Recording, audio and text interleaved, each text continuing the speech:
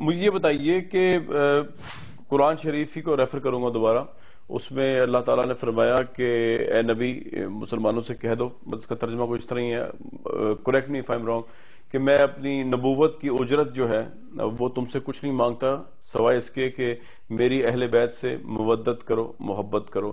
تو یہ تو بہت بڑی بات ہے، کیونکہ نبوت جتنی بڑی ہے اس کی اجرت جو ہے اس کے بدلے صرف امت سے جو ہے وہ اللہ تعالیٰ جو ہے وہ لوگوں کی اہل بیت کی محبت مانگ رہا ہے۔ تو آج کا جو مسلمان ہے اس کو وہ کس طرح سمجھے کہ مودت اہل بیت، حب اہل بیت، محبت اہل بیت وہ ایکچولی ہے کیا؟ ان بڑی بڑی شخصیات کی کیا شان ہے جس کو ہمیں عبادت سمجھ کر جو ہے اپنی زندگیوں کا حصہ بنانا چاہیے؟ یا بالکل اس میں شک نہیں ہے، قرآن مجید کے کثیر احکام ہیں۔ انما اعوذ باللہ من الشیطان الرجیم انما یرید اللہ لیذھب عنکم الرجس اہل البیت ویطہرکم تطہیرا۔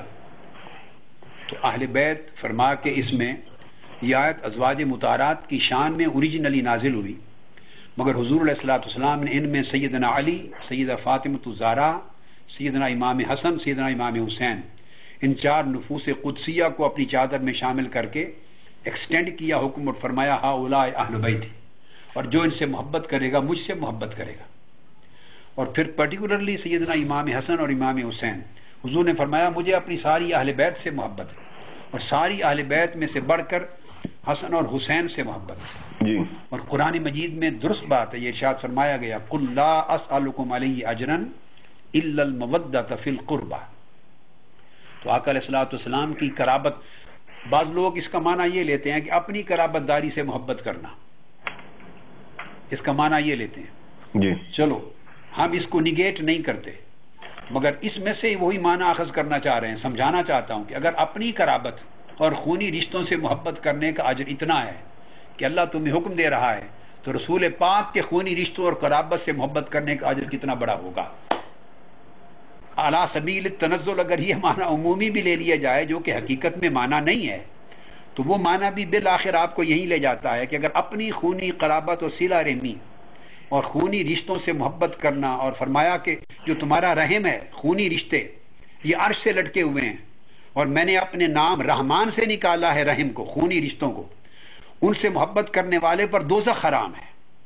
اگر ہم اپنے خونی رشتوں اور قرابت کے ساتھ احسان اور بھلائی کریں اور محبت کریں تو ہم یہ عمل ہمارا دوزخ سے بچنے کا سبب بن جائے، تو آپ اندازہ کریں کہ جو شخص حضور علیہ السلام کی قرابت کے ساتھ محبت کرے، آقا علیہ السلام کے خون سے محبت کرے، خونی رشتوں سے محبت کرے، اور ان سے محبت کرے جنہیں آقا نے اپنا جز کہا، جی، اپنا ٹکڑا کہا، حسن اور حسین کو، ان سے محبت کرے وہی قرابت کے اصول کے تحت، تو اس کا اجر قیامت کے دن اور اس دنیا میں کیا ہوگا۔ حضور علیہ السلام نے فرمایا، یہ حدیث ہے، امام ترمذی نے اس کو روایت کیا، اور امام بخاری نے الادب المفرد نے روایت کیا، اور التاریخ الکبیر میں، اور امام طبرانی اور ابن ماجہ نے بھی۔ آقا علیہ السلام نے فرمایا حسین منی وانا من حسین، احب اللہ من احب حسینا، حسین سبتم من الاسباط۔ تین چیزیں فرمائیں، فرمایا حسین مجھ سے ہے اور میں حسین سے ہوں، اس حصے پر گفتگو ہو چکی ہے۔ دوسرا جملہ فرمایا احب اللہ من احب حسینا، اللہ تعالیٰ اس شخص سے محبت کرتا ہے جس شخص نے حسین سے محبت کی، اور یہ بھی ہے کہ جس نے حسین سے محبت کی اس کا معنی ہوا اس نے رسول سے محبت کی۔ من حب حسینا فقد احبنی ومن احبنی فقد احب اللہ، اور جس نے حسین سے محبت کی اس نے رسول سے محبت کی، جس نے رسول سے محبت کی اس نے خدا سے محبت کی۔ تو محبت حسین محبت مصطفیٰ بھی ہے اور محبت خدا بھی ہے۔ اور پھر فرمایا حسین سبتم من الاسباط۔ عربی زبان میں لفظ جو سبت ہے، یہ اس کا معنی بیان کیا جاتا ہے کہ سبت پوری امت کو بھی کہتے ہیں، یعنی پوری امت کو، قبائل کے مجموعے کو بھی سبت کہتے ہیں۔ تو اس میں آقا علیہ السلام نے یہ اشارہ دیا ہے کہ میرے بیٹے حسین، شہزادے حسین کو تنہا ایک فرد نہ دیکھو، یہ ایک فرد ہو کر میری پوری امت ہے۔ سبتم من الاسباط، اے امتم من الامم، میرا تنہا ایک حسین امتوں میں سے ایک پوری امت ہے. یہ گویا میری پوری امت کے فضائل کا مظہر میرا شہزادہ حسین ہے. تو یہ محبت کرنا عبادت ہے، ان سے محبت کرنا، اور محبت کے ساتھ پھر اتباع کی جائے، ان کے اسوہ حسنہ کو اپنایا جائے، ان کے شعار زندگی کو اپنایا جائے. انہوں نے عاشورہ کے دن تلوار جب چلی ان کی گردن پر، ایک زخم بھی امام حسین کے جسد مبارک پر تلوار کا نہیں تھا. یزیدی لڑتے تھے، میں ایک نکتہ بتا رہا ہوں، اور دور سے تیروں کی بارش کرتے تھے، اور کسی کو جرت نہیں ہوئی کہ آمنے سامنے آ کے تلوار کی ضرب لگا سکے. امام حسین علیہ السلام کا جسم اقدس تیروں سے چھلنی تھا، مگر تلوار کا زخم نہیں تھا کہ سامنے کوئی نہیں آ سکا سوائے زخم شہادت کے. اور وہ کب ہوا؟ جب آپ سجدے میں گئے، نماز کا وقت ہوا، نماز پڑھنے لگے، سجود میں گئے تو بدبختوں نے تلوار چلا کے شہید کیا. تو گویا امام حسین سے محبت ایک پیغام بھی دیتی ہے کہ جنہوں نے کربلا کے اس سخت ترین لمحات میں بھی جب نماز کا وقت آیا تو نماز ترک نہیں کی، اور اللہ اکبر سر بسجود ہو گئے کہہ کر، اور شہادت بھی حالت سجود میں ہوئی. تو کتنی افسوس کی بات ہوگی کہ ہم محبت کا دعویٰ کریں اور اسوہ حسین سے دور ہو جائیں، اور کتنے افسوس کی بات ہوگی محبت حسین کا دعویٰ کریں اور ہم کرپشن میں مبتلا ہوں، کیونکہ ان کی جنگ کرپشن کے خلاف تھی. اور کتنے افسوس کی بات ہوگی کہ محبت حسین کا دعویٰ کریں اور ساتھ آمریت اور جبریت کا دیں، کیونکہ ان کی جنگ ڈکٹیٹرشپ کے خلاف تھی، آمریت کے خلاف تھی، ان کی جنگ ظلم کے خلاف تھی. سو امام حسین سے محبت عبادت ہے، اور محبت کا پیغام یہ ہے کہ امام حسین کے اسوہ کے مطابق اپنی زندگی کو اپنائیں. آج جس وقت میں ہم بات کر رہے ہیں، ہماری سوسائٹی، کامران شاہد صاحب، حسینیت کا مظہر نہیں ہے، ہماری سوسائٹی آج یزیدیت کا مظہر ہے. ہم نام لیوا تو حسین کے ہیں، مگر عمل پیرا اسوہ یزید پر ہے. ہمارا طرز زندگی یزیدی ہے، ہمارا طرز حکمرانی یزیدی ہے، ہمارا طرز سیاست یزیدی ہے، ہمارا طرز تجارت و معیشت یزیدی ہے. جس سوسائٹی میں انسان کی جان کی قدر نہ ہو کامران شاہد صاحب، اس سوسائٹی کو کیا حق پہنچتا ہے حسین کا نام لینے کا؟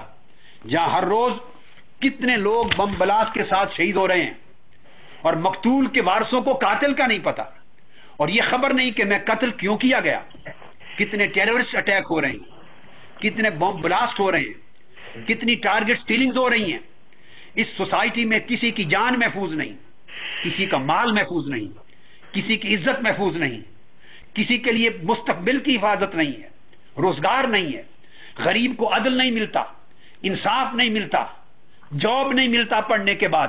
ایک ایم لیس آبجیکٹو لیس لائف ہے، بے مقصدی کی زندگی ہے، اور ہر آئے دن ہمارے اندر یزیدیت بڑھتی جا رہی ہے، ہم حیوان ہوتے جا رہے ہیں.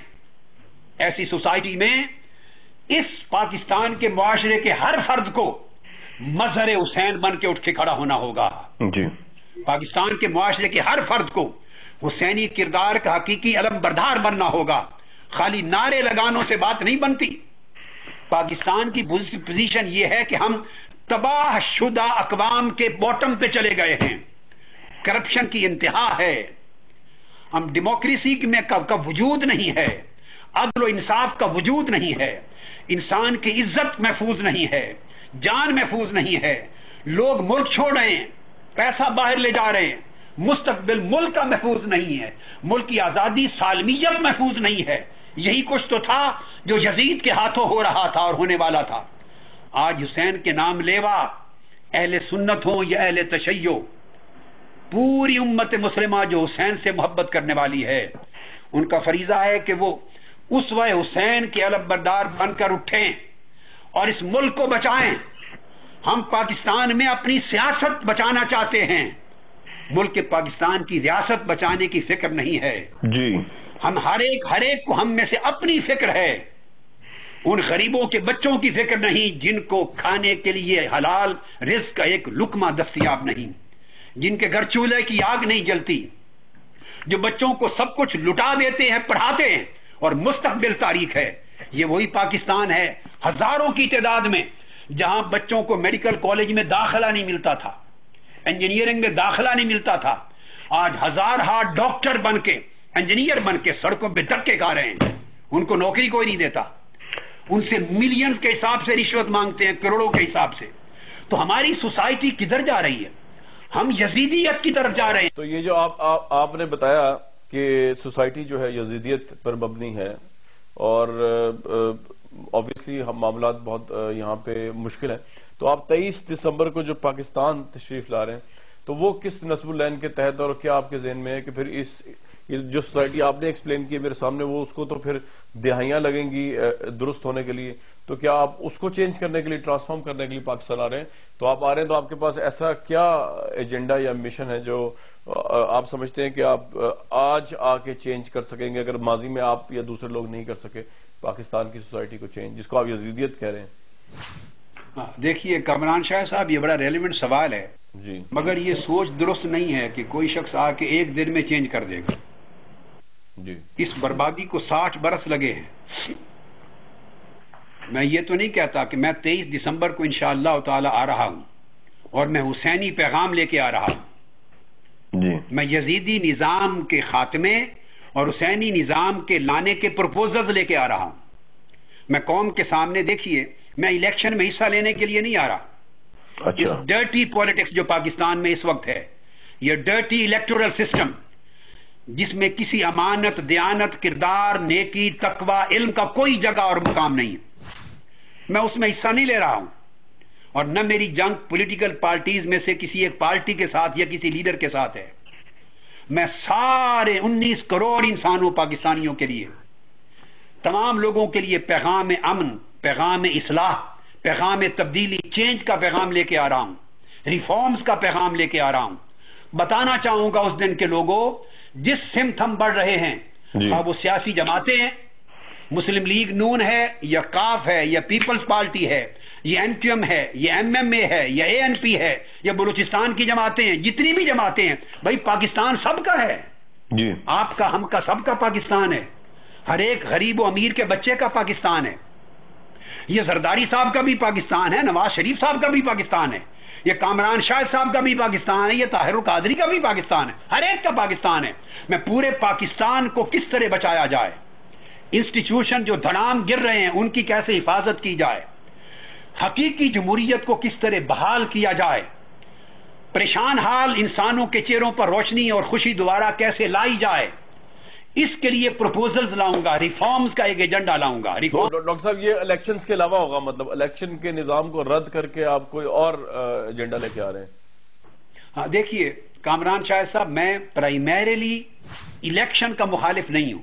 جی، I believe in electoral system. I believe in democracy. جی، I believe in democratic devices, democratic values, democratic channels. تو الیکشن کا مخالف نہیں ہوں میں، لیکن میرا تھیم یہ ہے، میں یہ پیغام لے کے آ رہا ہوں کہ اگر نظام کو ریفارم کیے بغیر، اصلاحات کے بغیر اسٹیٹ اوے ہم الیکشن اسی طرح اسی نظام کے تحت کرواتے رہیں گے تو 100 الیکشنز کے نتیجے میں بھی ہم اپنے ملک کو اچھا مستقبل نہیں دے سکتے. ہم اپنے ملک کو آزادی، سالمیت اور خود مختاری نہیں دے سکتے. ہم لوگوں کی جان و مال اور آبرو اور ان کے کاروبار کا تحفظ فراہم نہیں کر سکتے. تو میرا ایجنڈا یہ ہے، first of all reforms, stability, development and elections. یعنی پہلے اصلاحات ہونی چاہیے، نظام میں خوشگوار تبدیلیاں ہونی چاہیے، وہ تبدیلیاں جن کے ذریعے ایک عام آدمی کی رسائی اسمبلی تک ہو سکے، وہ تبدیلیاں جن کے ذریعے وہ لوگ پارلیمنٹ میں آ سکیں جن لوگوں کو عامت الناس کی پانی، بجلی، سوئی، گیس اور روٹی اور گھر کی فکر ہے. اس نظام کے ذریعے وہ لوگ آتے ہیں جنہیں اپنی فکر ہے، 19 کروڑ عوام کی فکر نہیں ہے کہ ان کا چولہا بجھا ہوا ہے، ان کے گھر اندھیرا ہے، ان کے پاس پانی نہیں، بجلی نہیں، روزگار نہیں، بچہ مر رہا ہے تو علاج کا پیسہ نہیں. وہ لوگ آتے ہیں جنہیں ان لوگوں کا فکر نہیں ہے. میں ایسی ریفارمز دینا چاہتا ہوں، ایسی تجاویز دینا چاہتا ہوں قوم کے سامنے، قومی اداروں کے سامنے اور پوری 19 کروڑ عوام کے سامنے، پولیٹیکل پارٹیز کے سامنے. لڑنا نہیں چاہتا کسی سے، نہ میرا منصب ہے. میں سب کے لیے دعا گو ہوں، خیر خواہ ہوں، مگر نصیحت اور خیر خواہی کے طور پہ ایک ایسا ایجنڈا رکھنا چاہتا ہوں کہ اگر اس ایجنڈے پر آپ عمل کر لیں تو ہم اپنے ملک کو تباہی کے دہنے میں گرنے سے بچا لیں گے. ملک کی خود مختاری خطرے میں ہے کامران شاہد صاحب. اس کا فیوچر، سالمیت، اس کی ایگزسٹنس، اس کی solidarity, integrity, everything at stake. عوام کا مستقبل نہیں ہے، صرف ملک، ریاست کا مستقبل خطرے میں ہے. تو میں تو ایسی تجاویز دوں گا کہ ہم خیر کی طرف بڑھ سکیں اور شر سے ملک کو اور اپنی قوم کو بچا سکیں. 23 دسمبر کا دن یہ نہیں ہے کہ کوئی نظام بدل جائے گا، نہیں، اس دن میں اس نظام کو بدلنے اور خیر کی راہ پہ گامزن کرنے کا پروپوزل دوں گا. پورا ایجنڈا. قادری صاحب بہت شکریہ، ہمارے ساتھ موجود تھے. آج آپ نے جو ہے فلسفہ شہادت حسین رضی اللہ عنہ پر روشنی ڈالی اور اپنے واپسی پر پاکستانی معاشرے کی جو ذبح حالی اس پہ بھی.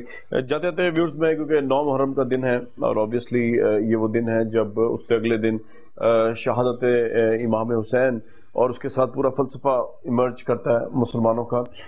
یہ جس میں کوئی دو رائے نہیں ہے کہ یہ غم کا مقام ہے، کیونکہ اگر ہم سب اپنی پریشانی اور اپنے غم کو صرف ریلیٹ کر لیں جو وہاں پہ اس دن ہوا 10 محرم کو، جس طریقے سے شہادتیں ہوئیں نواسہ رسول صلی اللہ علیہ وسلم کی، اور جس طرح شہادتیں ہوئیں ان کے اہل خانہ کی، اور اس کے بعد جس طرح جو بیویاں ہیں آقا صلی اللہ علیہ وسلم کی جو بیٹیاں تھیں ان کی جس طرح بے پردگی ہوئی شام کے بازاروں میں، جو ان کی توہین ہوئی، وہ اگر ہم صرف ان واقعات کو پڑھ لیں تو ہم اپنے تمام غموں کو بھول جائیں گے.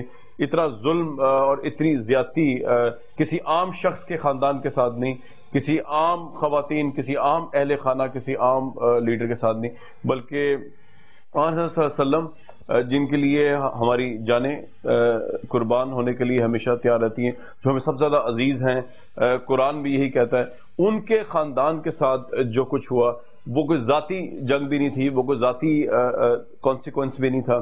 سب کچھ اس وجہ سے تھا کہ یزید جس ممبر پہ بیٹھا ہوا تھا وہ بت تھا جس کو سجدہ کرنا جو ہے اسی طرح باطل ہے جس طرح ایک بت کو سجدہ کرنا ہے. تو وہ ظلم تھا جس کے خلاف جو ہے وہ حق کی آواز بلند ہوئی. جو کربلا کے ریت میں خون جو جذب ہوا وہ جذب تو ہوا، لیکن اس سے بڑی فتح اسلام کو نہیں ملی جتنی اس وقت. آج بھی ہم اس کو ڈسکس کر رہے ہیں. طاہر القادری صاحب کے ساتھ پوری عالم اسلام ڈسکس کرتی ہے، خواہ وہ عراق ہو، خواہ وہ تہران ہو، خواہ وہ یورپ ہو، خواہ وہ پاکستان، خواہ ہندوستان ہو. سب سے بڑا پروٹیسٹ موومنٹ ہے یہ، اور اسی پروٹیسٹ موومنٹ نے اس میسج کو ابھی تک زندہ رکھا ہوا ہے، جس کا طاہر القادری صاحب نے تذکرہ کیا کہ نبی صلی اللہ علیہ وسلم جو ہیں ان کو جو شہادت ملی وہ پھر حضرت امام حسین کی وجہ سے ملی. آج کا یہ پروگرام تھا. میں آپ کو اسی نوٹ پہ آج یہاں آپ سے رخصت لوں گا. خداوند تعالیٰ جو ہے وہ غم حسین جیسا غم جو ہے وہ کسی کو بھی نہ دے، بلکہ اس سے بھی کم کسی کو نہ دے. مجھے اس پروگرام کے پلیٹ فارم سے اجازت دیجیے.